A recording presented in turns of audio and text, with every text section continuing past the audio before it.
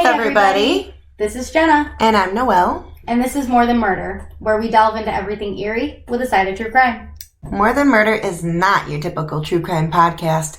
Join us on a weekly tour through the haunted, the bloody, the creepy, and the nutty on our Freaky Fridays. Hello. Hello.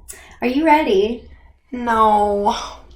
Yes, but no. This one's a little tough. At the start, I am going to say disclaimer, trigger warning, the whole nine. This gets graphic. We're going to talk about a lot of gruesome things. This man is not a good dude. You're not a pleasant character. No. And it's another local one. Another local. We got a good few of those. From the Rochester, New York. New York. Yes. We go there all the time. I was, born and raised there. Yeah. Until I moved out here. Very close to home. And it's not it wasn't that long ago. He was active until the 1990s. Yeah, no. I mean, that's... when we were born. When I was born in Rochester. Yeah. So thank God he was done before 1992. Very, very recent. So the murders started as early as 1972, though. Oh, okay. He did not have just one stint. All right. And it's bad, the first stint. They're both bad, but the first stint is a hard one. So he, has a batch, and then he has another batch. Basically, yes. Okay. Yes. And we'll get into how the police system and the judiciary system and all of it kind of failed in this case. Because it did. And it's probably going to piss you off, because it pissed me off. Well, it always does. It always fails. It always does. Ridiculous. But we're talking about Arthur Shawcross. What a peach. Also known as the Genesee River Killer. Mm-hmm. Okay. And we'll get into why he's called that. It's not a happy thing at all. Okay. So we're going to go to his early life. He was the oldest of 4 children. He was born to Arthur and Elizabeth Shawcross on June 6th of 1945. He was born in Maine, but the family relocated to Watertown, and that's a small town near Lake Ontario. So that's pretty near us as well. Mm-hmm. But he won't move to Rochester until later on. They reported frequent bedwetting, which is part of the... number one? Yes. The triad? Yep. Yeah. And it's very hard because this man is known to lie. Yeah. He is known to paint very vivid stories. And some of the stories that he painted was that his mother was very domineering and that he did not have a good relationship with his parents. Okay. It comes out later, though, that his family they say those claims aren't true. He had a great childhood. We treated him well. He might have been a little off. So we can't really tell what's true, but I feel like I can't believe this man. Yeah. If you watch footage of him, he's blinking. He's kind of weird gestures and body language that just, it seems like he might not be telling the truth, which, probably happens all the time with murderers. Probably not the honest bunch, right? Yeah, probably. He also claimed, though, that his mother and aunt sexually abused him, inserting foreign objects into his rectum and performing oral sex on him at age 9. Ew. Once again, never been proven. Yeah. His family says he has a very vivid imagination, and Arthur does change his story often in the interviews. Well, and the fact that none of his other 3 siblings said anything about exactly, or turned out to be you would think that it wouldn't just be one. Exactly. Yeah. So it's never been claimed. Who really knows if he is telling the truth? I hope that is not the truth, because Ick. As a mom, that's just, to a boy, ugh. Ick. It's just disgusting. That's just disgusting. I agree. And you can hear it in his own words. We'll talk about the doc, but there's a documentary where he tells it all. Nasty. And it's disgusting. He struggled in school. He had an IQ of 86, which is below average. Yes. It's a low one. It's a low IQ. He was not good in school, and it caused him issues. Mm-hmm. And he also had a tendency for bullying other classmates. So he was not an upstanding boy at the school, wasn't doing well, and he was bullying his classmates. And he also came under suspicion for arson and burglaries. So arson is the second. Mm-hmm. And sounds a lot like Carl, too, with his early upbringing, from a young age. Yeah. He dropped out of school after failing the 9th grade. and started to delve into criminal activity and violence.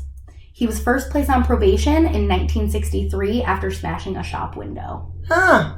Mm-hmm. Okay. Yeah, so early on, he was into the criminal sector. He was getting caught and was not a very good dude. I have it written here, hoodlum, because that's basically what he was. He was a little hoodlum. Yeah, running around smashing shop windows and stuff. Yep. So that happened in 1963. We're going to jump to 1967, and we're going to talk a little bit about his military career. So Arthur married twice before even enlisting in the Army in April of 1967. So he was in 9th grade in 1963. Mm-hmm. And somehow before 1967. He got married at a very young age, and none of these marriages work out. He was already married twice before he was 18. Mm-hmm. Weird. He will have 4 wives. Lovely. Yeah. Before he even goes to prison. Lovely. And he'll have girlfriends and mistresses. We'll get into this great guy. He's the best. He's the best. So all of his wives, awful man. And of course he was abusing his wives. They said that he was violent, he had abused them, and he was a really scary dude. He was tall, he was very big. He was just a big, grumpy dude who had violent outbursts. And around that time, what was going on in our world? Vietnam. So he had his first tour in Vietnam, October of that same year. And he claims in an interview that he murdered and cannibalized 2 Vietnamese girls and several children while on tour. The worst part is that I don't believe it. I believe it. So the military looked into this and it was unfounded. Well, of course they're not going to say whether or not their person committed cannibalism. And the fact that he was a sick dude. He was a sick dude. They might not even have any idea that he did this. There's a lot of talk about what happened in Vietnam. And it wasn't good. It was not good what they were doing. There were a lot of drugs going on. All sorts of stuff. So he also claimed a combat kill total of 39. But the authorities kind of looked into this, and his kill count was 0. He wasn't really active duty. He wasn't doing anything like killing people. How do they know when it's all out war like that? Which person killed who? How do they go after? I think it's based on where you're put. There are some people that are put on the front lines. There's infantrymen, and then there's other people who are cooking and cleaning and doing that kind of stuff. I don't know in Vietnam because it was very the draft and everybody had to enlist and that kind of thing. So I'm not 100% sure. How they go about, I wonder how they go about finding out how many people you yourself killed. Exactly. And Murderpedia and Wikipedia both said corroborated. This. Yeah, 39. Said that there is a 0. And this number came from the military. So it just basically sounds like this guy's a pathological liar who wants attention. Yeah. He gets up and he does these interviews and he's talking explicitly about what he's doing, and there's no shame in his eyes, in his heart, anywhere. So weird. He's a stone cold killer, basically.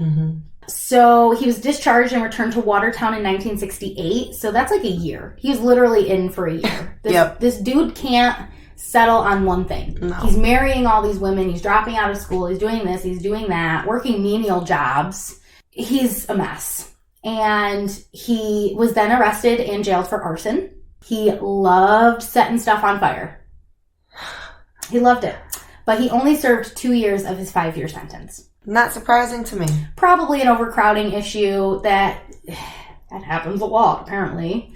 So after that 2 years, we're going to get into the first murder. Dun, dun, dun. This is a tough one. This is tough. And it involves children. Okay. So, disclaimer. April 7th of 1972, Shawcross took his first victim.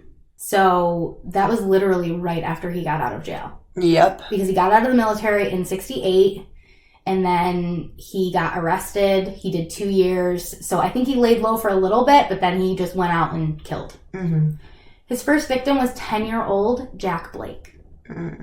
Shawcross knew the boy. He actually took him fishing a few days before the disappearance. And Shawcross was an avid fisher. Like, you'll hear that in every account, that he was a lover of fishing and he was always down fishing. And his parents must have felt comfortable with Shawcross to let him go. Enough to be like, hey, take your kid. So he was obviously questioned, but denied knowing anything about it. Of course. And it was not until 5 months later that Blake's body was found. He was found sexually assaulted, and he was strangled. That was the cause of death. And that's classic Shawcross.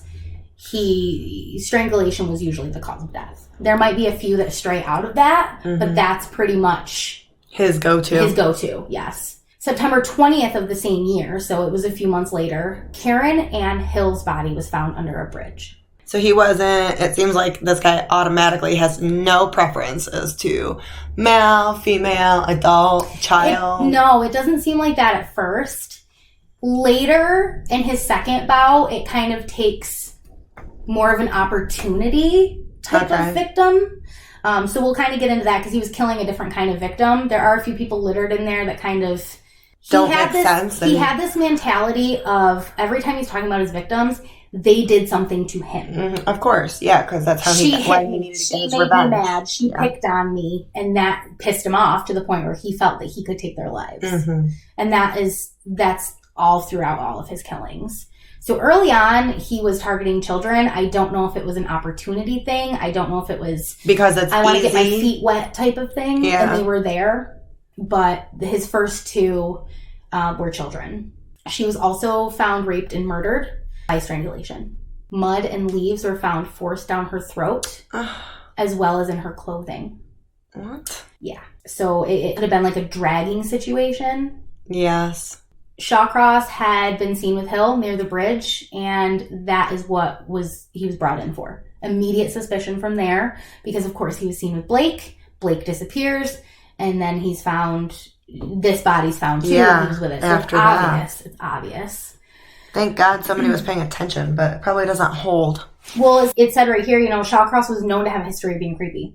He was the creepy dude who was always talking to the kids and being extra nice. And sometimes there are people that don't have ill intentions and they're nice people. Yeah. He had ill intentions. Yeah, for sure. 100%. Yeah. So after that, he was arrested, October of 1972, and he confessed to the killings right away. He did not hold back. He took a plea deal offering more information about Jack Blake's case, and he directed the investigators to his body. He had not been found until Shawcross told them. As part of the bargain, Shawcross would only be charged with Karen's murder. Why? Because it's a plea deal. That's what they do. And so the reason that they did it was because there wasn't a ton of evidence in the Blake case.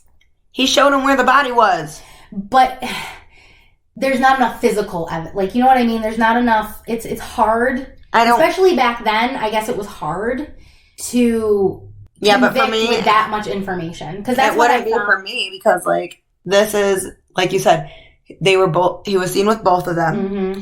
They died the same exact way. I know. He led them to the boy's body. What else do you need? It's because the judicial system is weird. Because they just want to take deals. Yeah. No, you don't get a fucking deal. You did something horrible. Terrible. Give us the info, and then you go to prison for the rest of your life. For the rest of your life. Why is this so difficult? Yeah. No.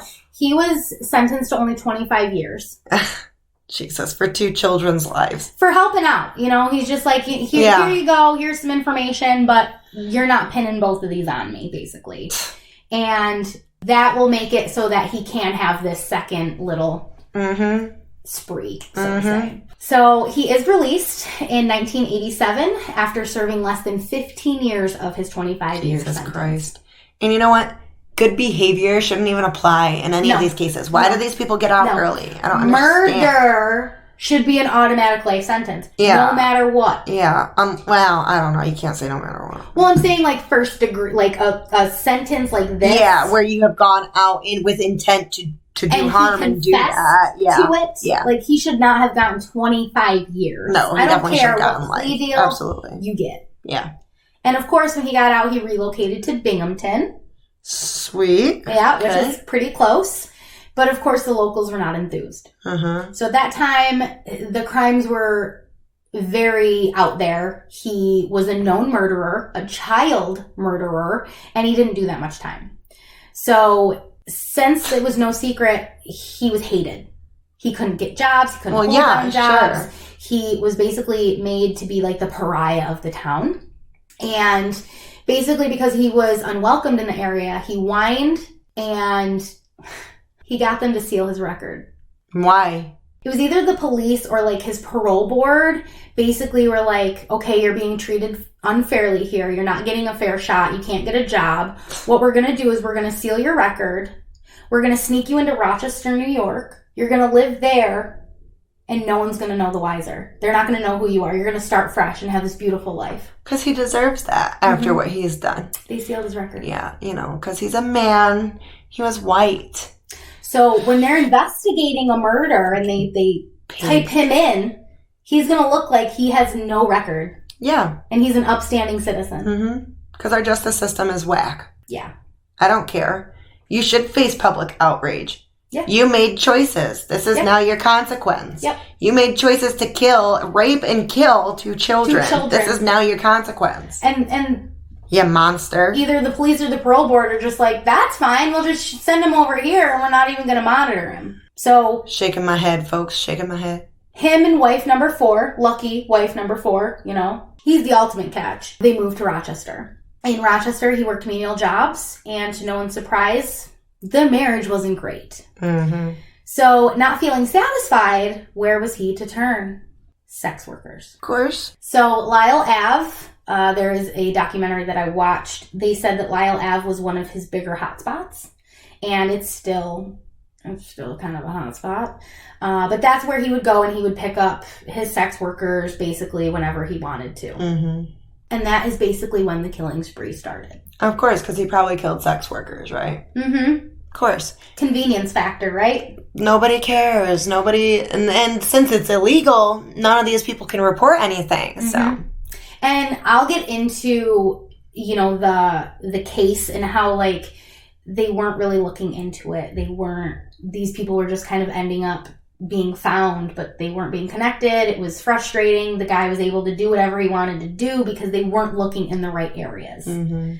Sex workers are coming up dead. They believe it's something else. Mm-hmm. Not a murderer, not a serial killer. Of course. So his first victim was in March of 1988, and she was discovered by hunters. And according to biography.com, her body was found in the Genesee River, dumped following a vicious attack. This includes bite marks on the groin area and strangulation. Awful.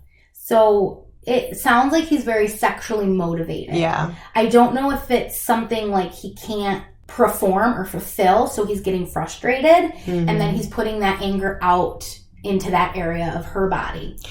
Well, I don't think so. I think according to him, in his later years, he claimed that his mother and his aunt and everybody were very sexually assaulting to him. So if that was true, then that could be why he in turn attacks women in a sexual manner. That's very true. Which kind of makes it seem like what he was saying about his mother and aunt were true. And unless he made it seem like so true in his head that he just... It's just really hard to know. Because this guy is so... He's such a liar. He's a little too outwardly with everything. Yeah. Like, he gives too much information. Yeah. So it's like, first of all, shut up. And of course, if it was really happening, in that case, that mother and aunt would do everything they could to make it so that nobody knew it was happening. So the family would be like, well, yeah, he's lying, but they might not actually know that could have been happening. Sometimes in abuse, sometimes people don't speak up against their abuser. Mm-hmm. It's just how it goes. The children could have been being abused and said, like, oh, no, that never happened. Yeah, because they're afraid. Mm-hmm. Yeah, exactly. Because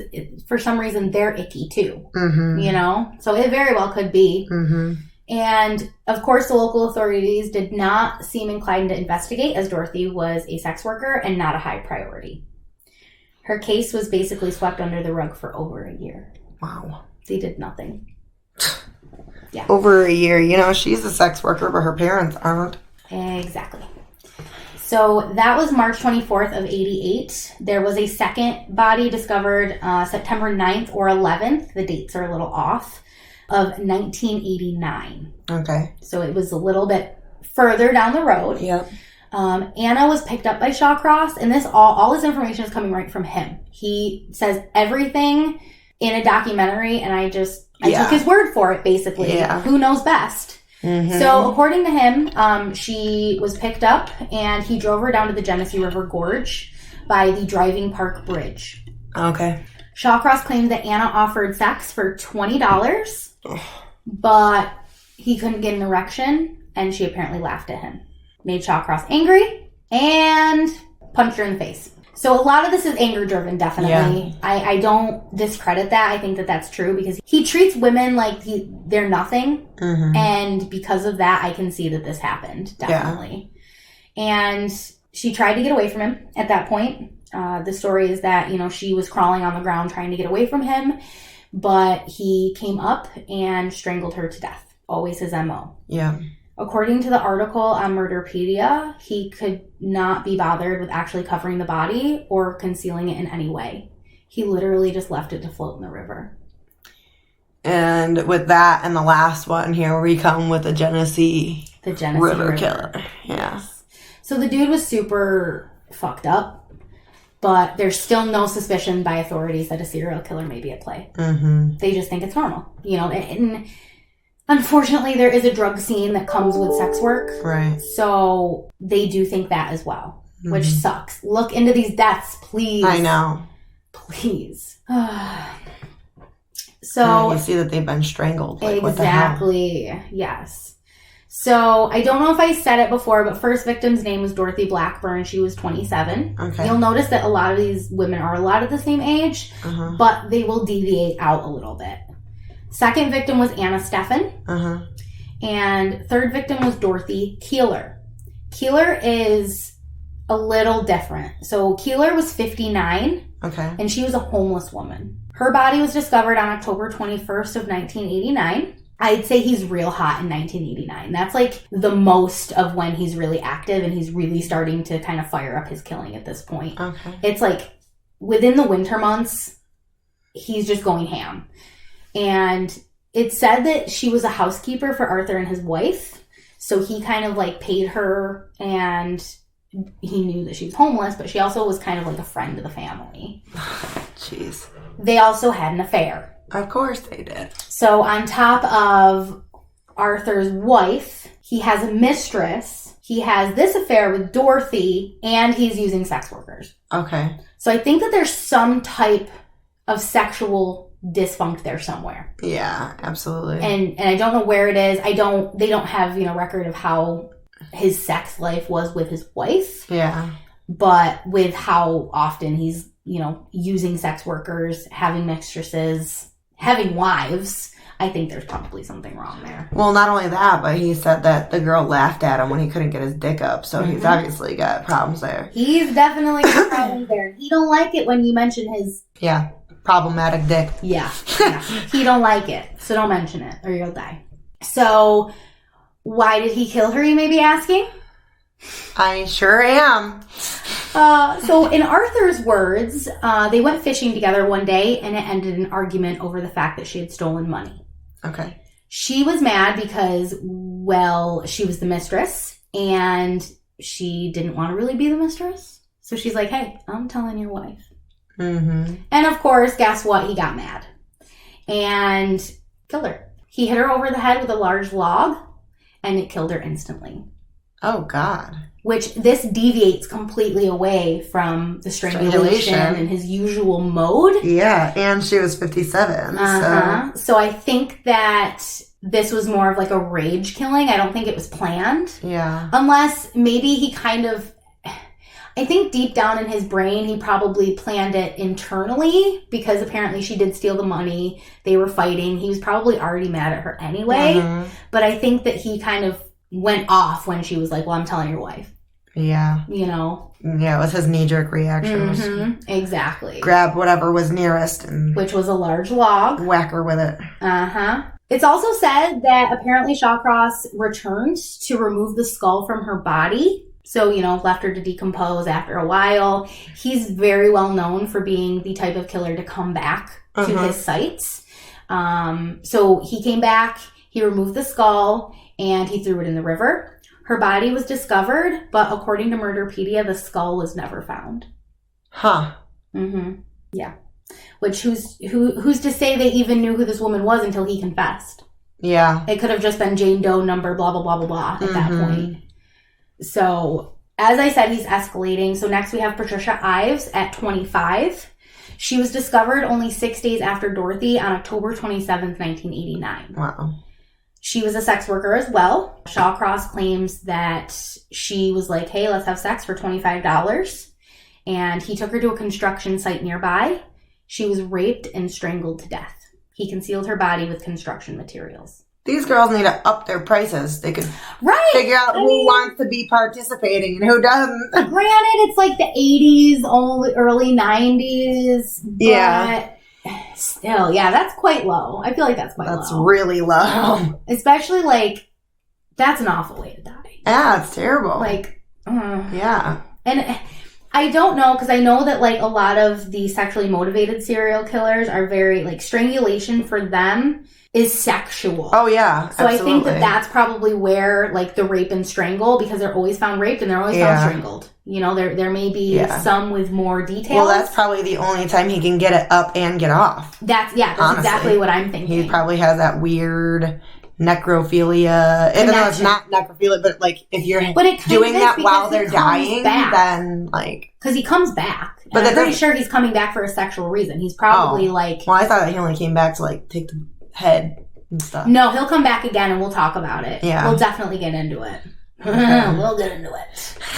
All right. So after these killings, authorities started to tie things together and realize, hey, we may have a serial killer in our midst. That's when the media started reporting, and they came up with the nickname the Genesee River Killer.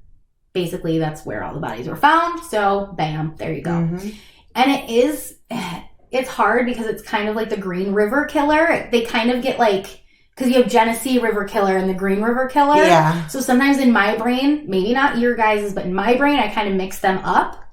And he's not very well known anyway. I didn't learn about him until like a few years ago. Yeah. It was like new to me. And I'm like, wait, we had a serial killer in Rochester? I only knew about him a while. When did I learn about him? 2013 or 14, because my old boss from Wayland used to live in Rochester around the time that he was there, and she was telling me about it, and I was like, wait, what? And she was like, yeah, you never heard of Shawcross? And I was like, no, I never heard of Shawcross. I watched like a biography thing on him like a long time ago when, you know, he still had cable. Yeah. And I was like, wait, what is this? And the guy was just so creepy, and I was like, this is nuts. But our parents were alive and living it at that time. Why didn't they ever tell us these things? My mom tries not to know anything about any of that stuff. I know, but like it's got to be smacking you in the face. No, I don't know. My mom, they don't watch. Like my dad pays attention to the news, but my mom's like, I don't want any part of any of it. I can imagine the news cycle at that time. Yeah, how terrifying that must have been. Ugh. Just fear. Exactly. Fear. And that's the thing is police working the case went around to area sex workers and basically warned them like, hey, this man is targeting sex workers. You're not safe. Don't get in the car with people. And they also wanted to ask them questions. So now they're saying that it's... Yeah, now they're starting to piece it together and realize that they have a serial killer. Yep. And I mean, it gets to a point where how can you not? I know, so they all have strangulation. Yes. I mean, it's all They're the same. all sex workers. Like, it's all adding up. Yeah. So the investigators would question them and get names of any regulars. Of course, he was going to use an alias. All of the workers in the area kept saying the name Mitch. They're like, oh yeah, there's this guy Mitch. He gets kind of violent. He gets very aggressive, but, you know, we're fine. We're not dead. So they did not have him on a radar because first, he's using the name Mitch, and second... His records were sealed. Yeah, because I was going to say, even though the records are sealed, somebody has to remember those cases of the kids where they were raped and strangled. How come somebody doesn't say, these girls are dying the same way those kids did? I think it's and then be like, let's go after Arthur, because literally they're being raped and then strangled. And it's like, why don't people put shit together? I know, because I think it's just the hindsight is 2020. We know that he was involved. If you didn't know, you wouldn't put children with sex workers, really. Yeah, but I mean, like, I guess it's 15 years later, so it's probably not the same policemen that work there, but it's just so frustrating. I know, and the fact that they just sealed it so he wouldn't get bullied, and now he's just getting away with murder. It's wrong. It's wrong. And it doesn't make me happy. The next victim is Frances, or Franny Brown. She was found in early November of 1989. There really wasn't a lot of information on her, unfortunately. She was a sex worker, and she died of strangulation. The next one is really tough. We're going to talk about June Stotts. She was 26, and this is probably I don't want to say the most brutal, but this is pretty brutal. Her body was discovered on November 23rd, 1989, and that was Thanksgiving Day. It was a month after she disappeared, and she had developmental disabilities. That's how they reported her. So she was found lying on her stomach in a field. When investigators turned her body, they realized she had been cut from her neck to her groin, and her labia had been removed. So he literally flayed her open. She was sexually abused and strangled to death. And they said that the mutilation was performed post-mortem. Thank God. Wait, after. After, yeah. Thank so that's God. after. So I think that maybe he came back. Maybe he did it that day. I'm not sure. We don't know when she was put there and when she was found. But it's also said that Shawcross was like a family friend, and they went to feed the birds together. And I guess he tried to kiss her, and she like, "What are you doing, dude?" And that made him mad. So he killed her. And she was found on Thanksgiving Day. Jesus Christ. The police officer in the doc that I watched said that it was the worst thing like that he found. I can imagine. He said it was terrible. So more bodies are being found. The local authorities, they needed help. So they called in the FBI. And by this time, FBI profiling was very big. The BAU was a big thing. So basically, the profile that they came up with was a white male between his 20s and 30s. Previous criminal record. Which at this point, how old was Shawcross? So he was born in the 40s. So he had to have been freaking 40 something. 80s. Yeah, he was probably about like early 40s. Yeah. So already their profile's off. A little bit, yeah. Jesus. I mean, 20 years earlier. Ish. Because they said, 20 to 30s. Previous criminal record or military experience. Familiar with the area. And then someone the victims would feel comfortable with and would feel fine getting into the car. Yeah. So even if this guy was like, they said that he was a frequent flyer and that he had violent outbursts. So it's not necessarily someone you would feel comfortable with. I think they needed to do it, you know? So they're pumping out the news. They're releasing the profile. They're really going hot. They're trying to catch this guy, but the increased activity did not stop Shawcross. Crass. It's terrible. The next is Elizabeth, or Liz Gibson, and she was 29. Okay. She was also found in November at the end of the month, 27th of 1989. Strangulation, again, was the cause of death. It was reported that she was last seen with Mitch. Another Mitch. But police could not pinpoint who Mitch was because it was an alias. You know, he was smart enough to give the sex workers an alias. Yeah. And knew that even if he was found, because they were looking through people's records, he wouldn't have been on their radar because he didn't have a past criminal record according to his record because it was sealed. Yeah. So it was like the perfect storm for Although this they guy. did say military or. Yes, they did. They did, yes. But still, it's I know. Perfect storm for this guy. They literally like let him, like, gave him the knife and said, "Here you go." I know. Like, pretty much. My gosh. So things did change. The investigation came to a pivotal point in late December of 1989. A pair of jeans was found with the ID of Felicia Stevens. Fearing the worst, the police started doing aerial inspections of the area. So they didn't find a body, they just found an ID. And they're like, oh gosh, where's this body? Whatever. On June 2nd of 1990, they found the body of a naked female laying on the ice under the bridge. This police officer is just in his helicopter. He's going around, and he thinks he spots something. He's not sure. It was June Cicero, 34. So June is pretty important. She was a sex worker, but she's said to be the madam of the street. So people were afraid of her. She was kind of a hard woman, but she was very well known. She was also strangled, and they believe she was thrown off the bridge into the ice below. And she was also mutilated after death, but it didn't go into like detail on how she was mutilated. Yes, they just said that her body was mutilated. Which I feel like that was something that he kind of got into at the end, because his first ones are just very kind of cut and dry. The next ones are kind of, so I think he kind of started escalating into visiting and mutilating and finding that he could get off on the mutilation. Yeah, after he slit the other lady, he was like, oh, I like this. Now this is going to be another portion of what I do. Yep. So on January 5th, so she's found on the 2nd. By the 5th, they keep doing aerial. They have a feeling with the profile that this guy is going to come back. So they're like, we found the body early. We're not going to move the body. We're going to keep it there, and we're going to see if this guy comes back. So on January 5th of 1990, police doing an aerial patrol spotted a man either urinating or masturbating onto the body. On the bridge. Above the body. Okay. So they're not sure. The guy in the helicopter believes that he was masturbating, but they're not sure. So I would probably say yes, he was probably masturbating, because I feel this is sexual. If it for sure was Shawcross, yes, he was definitely masturbating. Well, it was Shawcross. So they were told by profilers, of course, that the killer would come back, and Arthur did that on a number of occasions, even sometimes mutilating the bodies post-mortem. So from photos, it was confirmed that Arthur was Mitch. They finally got him. And further digging would reveal his past record and the murders in Watertown. Finally. So yes. Finally. It's a relief, but it's also like so frustrating, because it's like none of this would have happened. I know. Like, if he would have just kept him locked up after the 2 children murders, this would have never happened. Give him life. Lock and they him shouldn't up. be allowed to seal those records. No. They definitely shouldn't. No. So Arthur is sitting in the interrogation room. They're asking him questions, but he did not want to confess. Police, however, had a trick up their sleeves. Shawcross had given his longtime mistress, Clara, a necklace which belonged to Jean Cicero. Oh, jeez.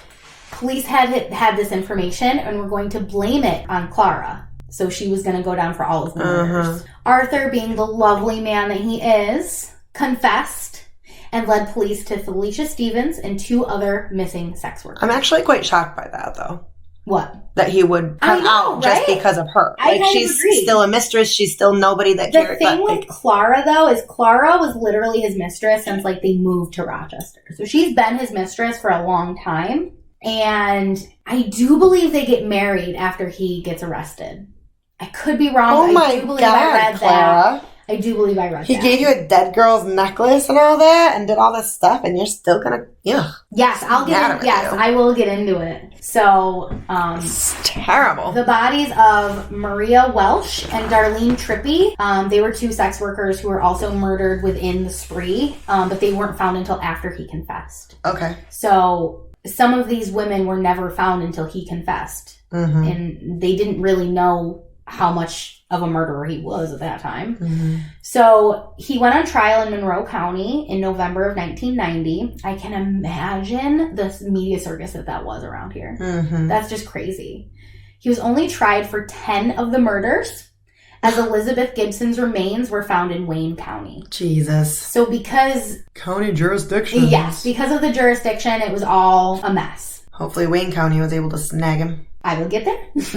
His defense team wanted to plead insanity, which that's always what they do, on the grounds of emotional abuse from his upbringing, as well as a cyst on his brain. So they did a CAT scan, whatever, MRI, whatever that is for your brain. They thought that there was an abnormality in it.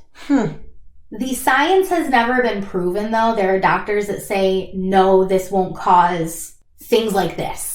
And then there are some people who say that it can. So the science on it is not good enough to hold up in court. Yeah. And the prosecution denied the claim, and he was declared sane. Although that is pretty interesting, because with the case of Aaron Hernandez, they even say that his CTE caused him to be this angry, aggressive person. Yeah. That would do that. And I think it was just how long ago it was. The science just was not there. Maybe if this happened now, it might have been something completely different. Yeah. And we'll get into why we can't look at that again. So the jury deliberated for 6.5 hours, He was found guilty on 10 counts of second-degree murder and was sentenced to 25 years for each count, equaling 250 total years. Okay. So he's not ever getting out. Why second degree? First-degree murder is very hard to prove anyway.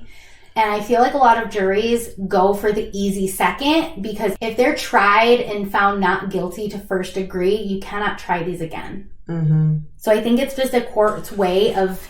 It just makes me so angry how much first degree is not convicted on. I agree. And it's like, obviously this is first degree murder. Yeah, exactly. So angry. The so justice system strange. Pisses me off. I agree. Later, he was taken to Wayne County to be tried for the murder of Elizabeth Gibson. He pled guilty right off the bat. Good. No funny business there. Given another life sentence.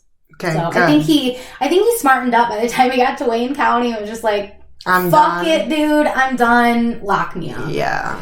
He carried out his sentence at Sullivan Correctional Facility. He married his longtime mistress, Clara, in 1997 while serving his time. You know what, Clara? You suck. I'm sorry. I agree. You suck. I don't understand. For such a pretty name, you're a sucky person. Dude, and this guy looks like a thumb. A thumb? He literally looks like a thumb. Huh. Like, I will show you a picture. He looks like a thumb. Like the Floops? Do you remember Spy Kids? Yes. Thumb people? Yes, his little army of thumb people. Yeah. Yes, I'm going to show you right now because he looks like a thumb. Oh my god, he does look like a thumb. Doesn't he look like a thumb? Ew. Is he still alive? He has no chin. We'll get into that. Oh my god. Yeah. So he got into hot water when poems and paintings he had done in prison were on eBay for sale. So nowadays, you cannot be an inmate and make money off of your crimes. Right. Yeah, absolutely. So that would be fucked up. Kind of started that. Getting rid of that because he was basically sending things to people outside and then they would put them up on eBay and make a profit. Yeah. This landed him 9 months in solitary. Nice. Yep. And he did end up dying in 2008 while in prison. He was brought to the hospital for leg pains and died of a heart attack. Yep. So he is no longer alive. Like I said, it would be cool now with all the technology to like rescan his brain and maybe see if something did come out of that. But dude is dead. They should still be able to take a look. They should. Well, you'd think they'd still have the scans. Especially it's in his medical records. If they tried to make it into court, too, it'd be there as well. Yeah. So, weird. I'm curious. But it was so unknown at that time that they just couldn't bring it into court and make it something that was going to get him off with an insanity plea. Of course not. Fuck your insanity plea. Tired of insanity, please. I agree. You're not insane. You're an asshole. Well, how many times do they find that the person is insane? I know, not often. Mm-mm. Most of the time, they're trying to prove that they're sane enough to stand trial. Like Carl Panzram. Like, I was able to lie to say that I was rehabilitated, and they believed me. Exactly. It's nuts, though. Stupid. But yeah, that's Arthur Shawcross. Crazy episode. He was a sick dude. You can go to YouTube and type in Arthur Shawcross and his whole 40-whatever minute documentary will pop up. Wow, thank you for informing me on that lovely gem of a person. Yeah, he's an awful person. Yeah.